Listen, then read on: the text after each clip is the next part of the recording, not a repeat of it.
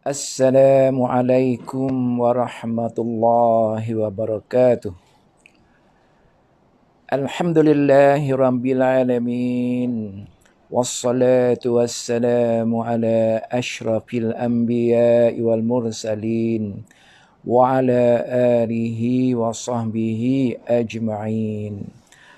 Rabbi shrah li sadri wa yassir li amri wahlul 'uqdatam min lisani yafqahu qawli. Ahli jemaah Surau An-Nur Bandar Puteri Kelang, rasa rindu, lama tak jumpa. Allah uji kita, dan kita bersabarlah. Wa basyiris sabirin, dan bagilah berita gembira kepada orang yang sabar. Saya tak nak hurai panjang-panjang dalam bab lain. Kita pergi kepada kitab kita. Kitab kita ni Asmaul Husna lah. Asmaul Husna. Kecerdasan berasaskan Asmaul Husna. Muka surat 129 sampai ke 129 pula. 629 sampai ke 637. Panjang tajuk ni. Tajuk dia ialah Asmaul Husna Al-Bar, Al-Walil Muta'alil Al-Bar. Ayat Quran menyebut innahu huwal barrur rahim. Ada bar kat situ. Ada bar. Jadi maksudnya innahu, sesungguhnya, bar, baru tu baik dah. Bar ni makna baik. Kat situ diterjemahkan dengan berbuat ihsan. Rahim tu maha pengasihani lah. Jadi yang kita nak bincang ni Asmaul Bar, yang diambil daripada ayat Quran tu. Jadi bar ni dari segi makna, sebenarnya saya dah baca sebahagiannya dulu masa dekat surau. Jadi Al-Bar ni makna dia kebaikan lah. Kebaikan. Kita kata dalam ayat Quran sebut tu Zahral fasadu bil barri wal bahri bima kasabat aidin nas. Biasa kita dengar kan ayat tu. Telah nyatalah kerosakan di muka bumi ini, iaitu di daratan dan di lautan, dengan sebab tangan-tangan manusia. Bar. Situ daratan makna dia. Dalam makna yang lain pula, bar tadi kebaikan. Dan nama Allah juga Bar, kebaikan. Kalau bur jadi gandum. Silap baris sikit dah jadi berubah makna bur. Kalau bir pun kebaikan. Bar kebaikan, bir kebaikan. Ayat Quran yang menyebut wa ta'awanu 'alal birri wat taqwa wa la ta'awanu 'alal itsmi wal 'udwan. Maksudnya bekerjasamalah kamu, tolong-menolonglah dalam bab kebaikan dan ketakwaan. Jangan kamu tolong-menolong bekerjasama dalam perkara dosa dan pemusuhan. Jadi bir, dari segi makna jelaslah, maknanya berbuat kebaikan. Maksud yang difokus untuk Asmaul Husna Al-Bar ni ialah Allah ni terlalu baik dengan kita. Banyak ihsan dia. Contohnya disebut wa anzalallahu minas samaa'i ma'an fa akhraja bihi minas samarati rizqan lakum. Allah itu menurunkan air dari langit, lalu keluarlah tumbuh-tumbuhan. Keluar tumbuh-tumbuhan menjadi rezeki pada kamu. Kita makan nasi, buah. Kita makan buah dah. Kita tumbuh-tumbuhan lah. Dalam ayat lain sebut tumbuh-tumbuhan. Ialah hujan tu menumbuhkan tumbuh-tumbuhan. tumbuh-tumbuhan ni, sekeliling kita yang kita guna ni semua daripada tumbuhan. Rumah kayu tumbuhan, kan? Ya. Maknanya bal ni dia Allah buat baik tu terlebih-lebih. Contohnya saya pakai baju ni kan. Ya, pakai baju ni. Ya. Dari kapas. Kan? Dari kapas. Ya. Daripada kapas. Asal kapas jadi benang, dari benang dibuat baju. Ya. Saya pakai minyak rambut. Ni panjang sikit rambut ni. Sebab PKP kan, patuh pada PKP. Minyak rambut, minyak zaitun. Ya. Ni kata kursi yang saya duduk ni, walaupun tak elok sikit, kena conteng kat cucu ni. Kursi ada kayu. Allah juga bagi. Kain dia ni, kapas Allah juga bagi. Jadi segala yang ada pada badan kita, kat rumah kita ni, semua daripada sumber Allah SWT. Ni Allah ni terlalu baik. Bar ni maknanya itulah, Allah ni maha dermawan, maha pemurah. Dan Allah ni, dia terlalu baik ni, kalau kita buat salah, dia tak hukum terus. Dia tak hukum terus, kan? Sekarang ni kita ni dalam ujian Allah Ta'ala lah, musibah ni. وَلَنَبْلُوَنَّكُمْ بِشَيْءٍ مِنَ الْخَوْفِ wa naqsin minal amwal wal anfusi was samarat. Kami akan uji kamu dengan ketakutan, kan? Dengan ketakutan, walju' dan kelaparan. Ni alhamdulillah belum lapar lagi lah. Tak tahulah akan datang ni. Kita kena jaga-jaga ni. Wabak ni sampai bila kita tak ada jangka ni. Jadi dari segi ekonomi tu kita kena jagalah. Berjimat cermat. Sebabnya ekonomi kita, ekonomi keluarga, ekonomi rakyat, ekonomi kerajaan pun akan terjejas. Maka kita kena jagalah. Allah akan uji dengan juk, kelaparan, kekurangan buah-buahan, kekurangan pengikut, kekurangan kawan ataupun mana anfus ini, mungkin kawan dah meninggal, keluarga dah meninggal, mungkin pengikut kawan kita dah pergi tempat lain. Wassamarat dan kekurangan buah-buahan akan diuji. Maka kita ni sekarang ni diuji. Tapi yang saya nak sebut tadi tu tentang kita buat banyak dosa tapi Allah tak balas terus, kan? Tak balas terus, kecuali dah melampau sangat, maka Allah akan datang balak lah. Minta kita ni ujian Allah Ta'ala. Balak tu pun memang mana ujian, kan? Dia ada balak untuk ujian untuk memberi pahala kepada kita, kafarah, ada meningkatkan iman kita. Ada juga azab. Azab ni kita minta jauh lah.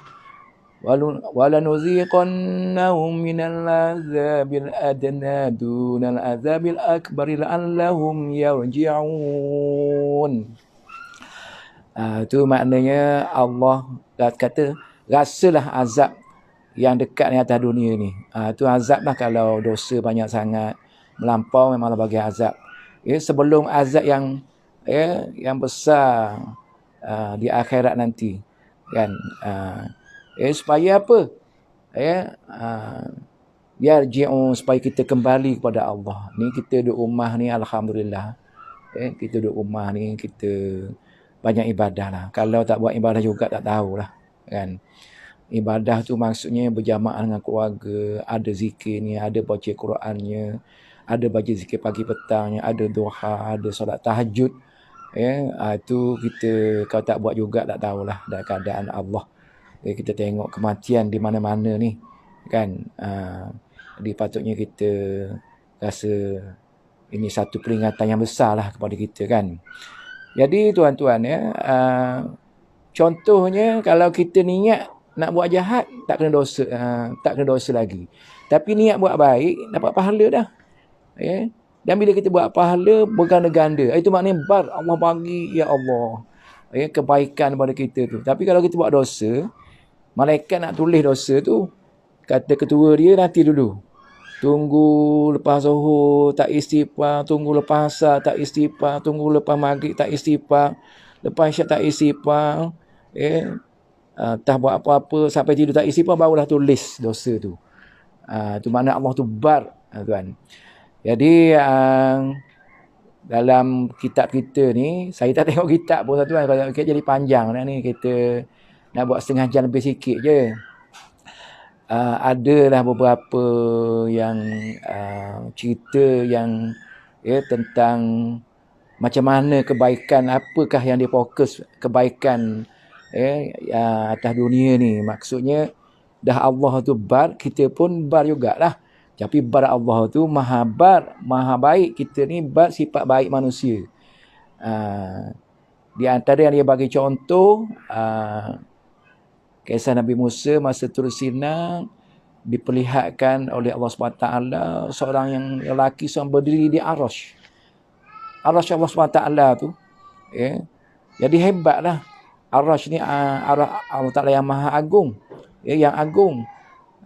Jadi tiba-tiba ada seorang berdiri kat situ. Nabi Musa tanyalah pada Allah. Allah kata dialah orang yang hatinya bersih, tak ada iri hati, dan dia banyak buat baik kepada kedua bapanya. Di fokus kebaikan kita ni, di antaranya dalam kitab kita ni, tajuk Abar ni tadi ialah wabil walidaini ihsana. Ayat Quran sebut kepada kedua bapa kita berbuat baiklah. Jadi keberkatan tu tinggi bila kita buat baik kepada ibu bapa ni. Ridallahu fi ridal walidain. Ridallahu fi ridal walidain. Nabi kata keredaan Allah itu terletak kepada keredaan kedua bapa.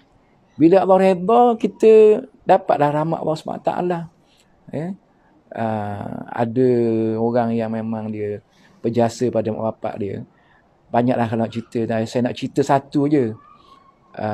Ada kawan dia AJK masjid saya lah. Dia ayah dia yang sakit tu dia jaga seorang je. Mungkin adik-beradik tu balik tengok sekali-sekali lah. Kata, saya tanyalah khabar dia macam mana jaga mak bapak ni. Alhamdulillah Ustaz, sejak saya jaga mak bapak ni, mandinya, bersihnya, apa ni, sakit terlantar tak boleh buat apa dah. Dia kata murah rezeki. Tengok keredaan Allah SWT. Panjanglah cerita tu. Cuma nak cerita dalam kitab kita ni ada sebut tentang kisah Sayyidina Husin dengan Hasan. Masa dia makan dengan mak dia Fatimah lah. Dia tak nak ambil makanan tu. Makan bersama tapi tak nak ambil makanan tu. Jadi mak dia tanyalah kenapa tak makan. Dah kita makan bersama ni kenapa tak makan? Jadi Hasan jawab, dia kata takut saya nak ambil. Kalau saya ambil yang takut mak nak saya ambil. Sampai macam tu sekali kan. Macam saya ni, anak saya tahu dah. Kalau masak ayam, peha tinggal kat ayah sebab ayah suka peha. Yelah, dah tua-tua ni tuan-tuan, dia selera kurang selera, nak kena peha tulang baru selera kan. Jadi anak saya alhamdulillah lah, faham tu. Itu satu daripada birrul walidain lah, buat baik kepada kedua bapa.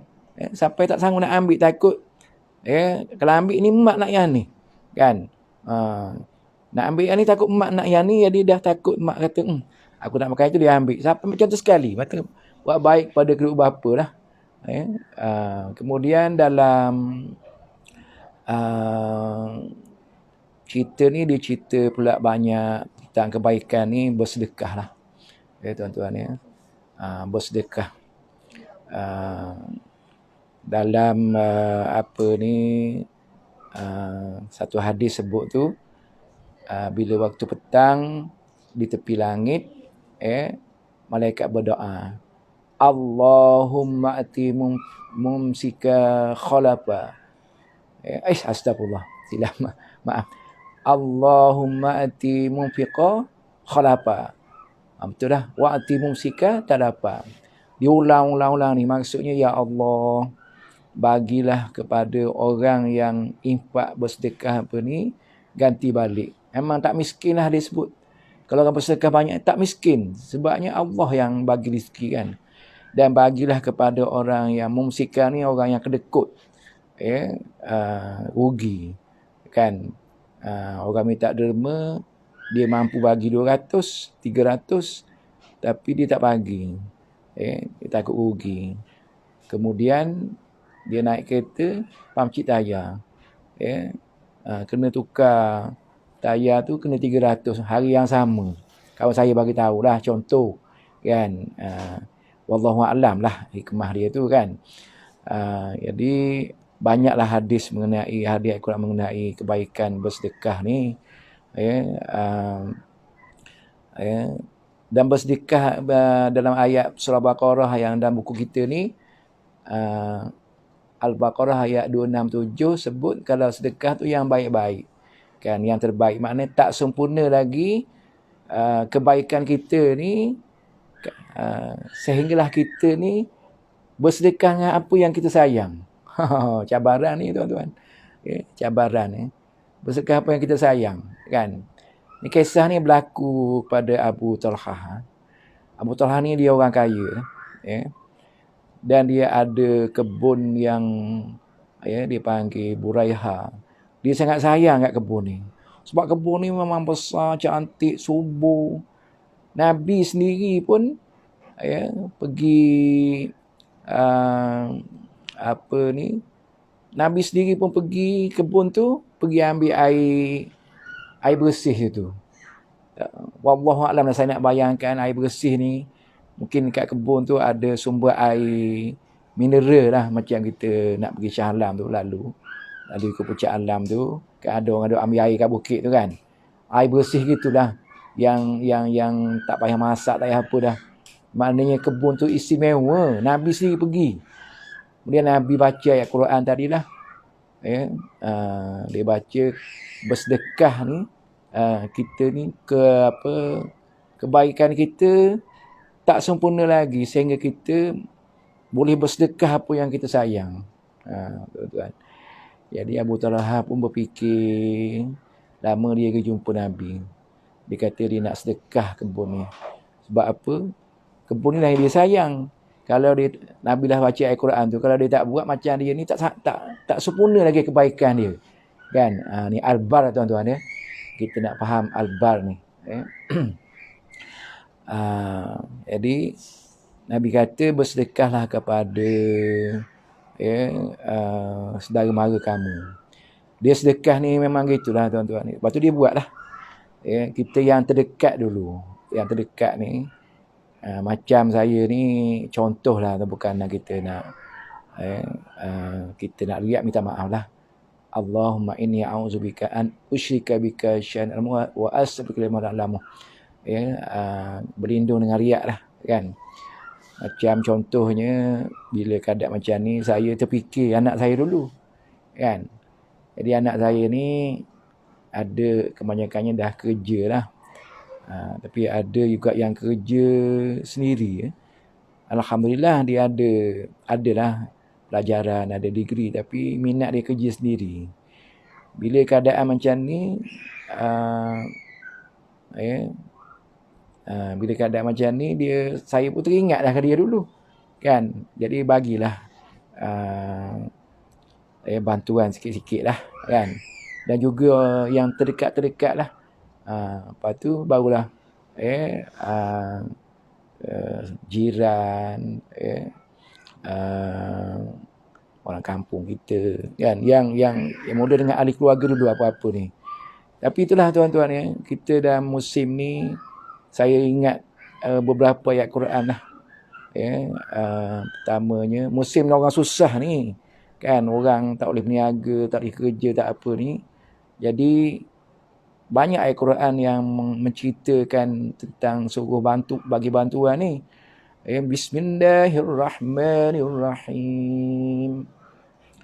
Ara'aital ladzi yukadzibu bid-din fadzalikal ladzi yad'ul yatim wala yahuddu ala ta'amil miskin.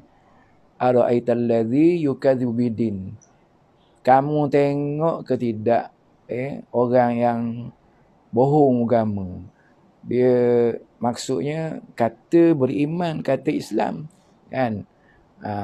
Tapi dia bohong sebenarnya. Sebab apa? Fadzalikal ladzi yad'ul yatim. Dia tidak ambil berat tentang anak-anak yatim. Wala yahuddu ala ta'amil miskin, dan dia ni tak menggalakkan bagi makan kepada orang miskin. Itu satu, kan. Yang satu lagi wa ma surah Al-Balad ni, wa ma adraka mal aqabah faqu raqabah au it'amu fi yaumi dzi masghabah. Kebaikan tu ialah kamu au it'amu fi yaumi masghabah, bagi makan pada hari kesusahan. Au it'amu fi yaumi dzi masghabah yatiman dza maqrabah, bagi makan kepada anak yatim. Maqrabah ni kaum kerabat dulu. Yang lain bagi juga, tapi utama yang kaum kerabat yang susah lah. Au miskin dza matrabah, ya Allah. Kepada orang miskin, matrabah ni duduk atas tanah. Maksudnya susah. Nak bayar sewa rumah, nak bayar bil, nak makan, nak minum, susah. Jadi inilah yang Allah sebut ni, kalau kita tak buat ni, maka kita ni memang dusta agama lah, kata beriman tapi tak bagi. Jadi yang tadi Abu Talha ni, dia sedekah yang dia sayang, kan. Jadi kita ni macam mana pun adalah infak kita, kan. Musim-musim macam ni, jangan tak ada langsung, kan. Orang tengah susah ni. Jadi itu bar tadi yang kita nak bincang tentang bar tadi. Jadi tuan-tuan, saya nampak dalam kitab kita ni ada senarai manfaat bersedekah. Tengok pada masa ni ada lebih kurang tak sampai 10 minit dah. Saya nak petik lah yang dalam kitab kita ni. Menurut Al-Samarqandi, menderma atau bersedekah itu membawa 10 kebaikan. 5 daripadanya diperolehi di dunia, dan 5 lagi diperolehi di akhirat. Ini galakkan bersedekah, tuan-tuan. 5 kebaikan dunia ialah: pertama, membersihkan harta kekayaan. Seperti penjelasan Nabi Muhammad, ingatlah jual beli selalu. Ingatlah jual beli selalu disertai dusta dan sumpah. Kerana itu bersihkanlah ia dengan menderma. Kadang ada cakap bohong lah. Ni durian dari Perak lah, dari Pahang lah, apalah. Kadang-kadang tak tentu lagi, kan. Tak payah berapa panjang, nanti tak cukup masa. Baik, maknanya kita kena bersedekah, kan, nak bersihkan harta kita yang ada bohong-bohong tu, yang ada sumpah-sumpah tu. Yang kedua, membersihkan diri daripada dosa seperti dinyatakan dalam Al-Quran. Ambillah sebahagian harta mereka sebagai derma bagi membersihkan dan menyucikan jiwa mereka. Khuz min amwalihim sadaqatan tutahhiruhum wa tuzakkihim biha. Itu ayat Qurannya. Maknanya bila kita sedekah tu, bersih hati ni. Harta tadi bersih harta, ni bersih hati pula. Kalau tidak, kita ada rasa tamak. Yang ketiga, menolak balak dan penyakit seperti penjelasan Nabi Muhammad. Ubatilah penyakitmu dengan menderma atau bersedekah. Allahu Akbar, tuan-tuan. Penyakit ni dalam kitab kita ni ada sebut kisah Nabi Isa. Ya, Nabi Isa dia berjumpa dengan orang kampung, dia kata ada seorang tu dia ambil upah gosok. Ya, rupanya ada upah gosok baju dah dulu. Tapi dia selalu tak amanah. Dan dia ambil baju tu. Ya, jadi orang kampung ni suruhlah Nabi Isa doa supaya selamatlah barang tu. Jadi maka Nabi Isa pun berdoa lah. Kan, Nabi Isa selamat. Doa tu suruh selamat barang aja, tak hilang. Lepas tu orang yang tukang gosok yang tak amanah ni, dia berehat. Dia nak balik rumah dia tu, berehat di bawah pohon pokok. Kemudian adalah seorang yang betapa ni maksudnya orang yang ibadat lah, berzikir. Dia kata, ada tak roti, dia kata. Aku nak cium bau. Tuan-tuan ya, nak cium bau je. Dia lapar berhari-hari dah. Minta nak cium bau je. Supaya hilang lapar sikit-sikit kot. Kita ni kadang orang minta ni. Minta RM10. Terus minta RM10 je. Kan? Jadi, lepas tu dia bagilah, bagi makan terus lah. Lepas dapat sekeping, dia berdoa. Minta diampunkan dosa orang ni. Lepas tu dah sebab dia rasa bagus doa tu, dia bagi lagi sekeping, doa lagi. Bagi dia sampai 3 keping, sampai doa minta dapat rumah dalam syurga. Lepas tu, dia rasa nak bagi balik lah bungkusan ni, kan. Dia pun pergi balik, terjumpa Nabi Isa. Nabi Isa. Nabi Isa minta bungkusan tu. Bungkusan yang jadi kontroversi tu lah. Yang maknanya kalau awak balik bungkusan ni, dia tak amanah. Bila buka tu ada ular dalam tu. Ular tu terikat mulut dia. Nabi Isa ni akan mendapat wahyu dari Allah. Dia kata, ular ni memang memang nak gigit kamu lah. Kalau kamu buka, dia gigit lah ular bisa ni. Tapi bila kamu bagi sedekah tu, malaikat turun ikat mulut ular tu. Wallahu a'lam. Ada dalam kitab kita tu lah, boleh rujuk lah, tuan kan. Kemudian Nabi Isa nasihat kat dia supaya jadi yang baik, dia pun berubah lah. Itu maknanya kita kata tadi, contoh balak tak menimpa orang yang bersedekah ni. Kalau macam yang ubat penyakit ni pun dengan bersedekah juga. Ada hadis dia. Ada kawan saya tu, dia ada pengetahuan sikit lah. Bila orang tanya ni, dia kawan dia tu sakit, macam sakit kronik, barah dapat. Bila buat cek dengan doktor, tiba-tiba baru tahu dia ada barah yang dah tahap 4 ke tahap berapa. Kan? Macam mana Ustaz? Dia tanya kawan saya ni. Kawan saya tu Ustaz juga. Dia kata, sedekah, dia kata. Cari masjid mana, bayar bil air ke apa ke. Tu. Cara dia, tuan-tuan. Yang keempat, menyenangkan hati orang miskin, kerana sebaik-baik amal bagi seorang mukmin adalah menyenangkan orang miskin. Kasih pada orang miskin lah. Kan banyak Quran saya baca tadi tu kan. Jadi senang hati dia, suka dia, tuan-tuan, kan. Kita makan sedap seorang-seorang, makan banyak-banyak, kan. Orang miskin tak makan. Berdosa lah semua kampung kalau ada orang kita kenyang, dalam kampung tu ada yang kelaparan, kan. Jadi berdosa semua. Yang kelima, yang atas dunia ni, kelebihan bersedekah tadi, menjadi berkat pada harta dan murah rezeki, seperti kata Allah, semua yang kamu dermakan Allah menggantikannya. Yang saya sebut tadi lah, Allah, mereka berdoa, Allahumma ati munfiqa khalafa wa ati mumsika talafa.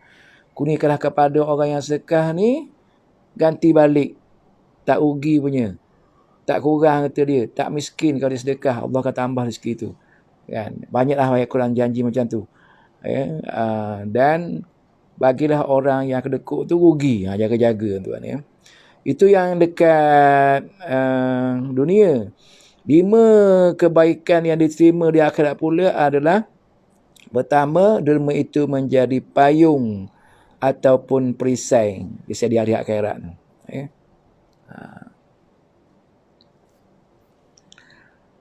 Kemudian tuan, yang kedua, derma itu meringankan hisab. Allah, hisab ni tuan, berimpit-impit manusia. Jadi kalau ada sedekah tu, diringankan hisab dia. Yang ketiga, derma itu membersihkan memberatkan timbangan amal kebaikan. Macam manalah kita tuan-tuan kan, ahli jamaah surah An-Nur, macam mana kita ni, surah Al-Qari'ah tu kan, yang menyebut tentang mizan tu. فَأَمَّا مَا ثَقُلَتْ مَوَازِينُهُ فَهُوَ فِي عِيشَةٍ رَاضِيَةٍ وَأَمَّا مَنْ خَفَّتْ مَوَازِينُهُ فَأُمُّهُ هَاوِيَةٌ وَمَا أَدْرَاكَ مَا هِيَهْ نَارٌ حَامِيَةٌ. Siapa yang berat timbangan kebaikannya atas mizan tu, timbang nanti, kita ni hidup kita ni banyak buat dosa ke banyak buat pahala? Wallahu a'lam. Kita jaga-jagalah. Siapa yang berat timbangan kebaikannya masuk syurga. Aisyatir radiyah, tempat yang direct itu syurga. Siapa yang ringan timbangan kebaikannya, maka dia masuk dalam hawiyah. Apa itu hawiyah? Api yang membakar-bakar, api yang membara-bara. Jadi bersedekah ni berat timbangan tuan-tuan, bersedekah. Bar tadi yang kita sebut awal tadi, nama Allah Al-Bar tu, innahu huwal barur rahim, yang Quran sebut tu. Allah tu maha baik, maha ihsan, maha bar, dan maha pengasihan. Derma itu yang seterusnya, derma itu memudahkan menyeberang di atas jambatan yang terletak di atas api neraka. Sirat lah ni. Bukan senang sirat tu. Maka dengan bersedekah ni, mudah lah. Urusan jadi mudah. Terus sampai ke syurga lah. Yang kelima, derma itu meninggikan darjat di syurga. Ni amalan tahap tinggi lah. Kan? Jadi tuan-tuan ni, kita kejar masa ni. Saya nak pergi pada yang terakhir lah, iaitu khasiat dia. Khasiat dia. Kan Asmaul Husna ni ada dia punya kelebihan-kelebihan tu. Jadi untuk yang bar ni, orang yang lumpuh dinasihatkan membaca ya bar sebanyak 202 kali secara berterusan. Setiap hari lah lumpuh. Ini menjadikan tabah dalam menanggung penyakitnya. InsyaAllah sembuhlah. Kan? Tapi dia jadi sabar. Orang yang ketagih minuman keras juga boleh membaca nama ini. Bacalah sebanyak 700 kali sehari. Dengan izin Allah, Allah menyembuhkannya. Siapa yang ketagih apa-apalah, arak lah khususnya, yang sebut kat sini, tagih dadah pun boleh lah. Apa-apa yang ketagih tu, baca 700 kali sehari. Dia dah baca sendiri. Kita ni nak berubat, pergi rumah perawat syifa ke apa ke, perawat syifa yang baca banyak, kita tak baca. Boleh juga. Kan? Sebab dia dah memang amalan dia. Tapi kita amal sendiri tu yang penting. Kan? Jadi baca 700 kali. Jadi kemudian satu lagi, orang yang berada di tengah laut diancam badai, bacalah nama ini bagi mendapat pertolongan Allah. Maknanya dalam keadaan kecemasan lah, baca dah ni. Ya bar, ya bar, ya bar, ya bar. Dia bagi contoh ni yang di tengah lautan tu. Ya, ni kita dalam kecemasan apa-apa lah. Ya bar, ya bar, ya bar. Tak tahu nak baca apa, baca ya bar. Uh, jadi tuan-tuan ya, kita masa yang terhad ni, itu sajalah. Semoga dapat manfaat daripada Asma' Husna yang 99 ni, Al-Bar. Kita amalkanlah baca Asma' Husna ni semua sekali, ulang-ulang. Dan kalau ada masalah yang tadi, amalkan ikut cara yang tu. 202 kali untuk orang yang sakit lumpuh, 700 kali orang yang ketagih, dan baca masa kecemasan, tuan-tuan. Jadi jangan lupa berada di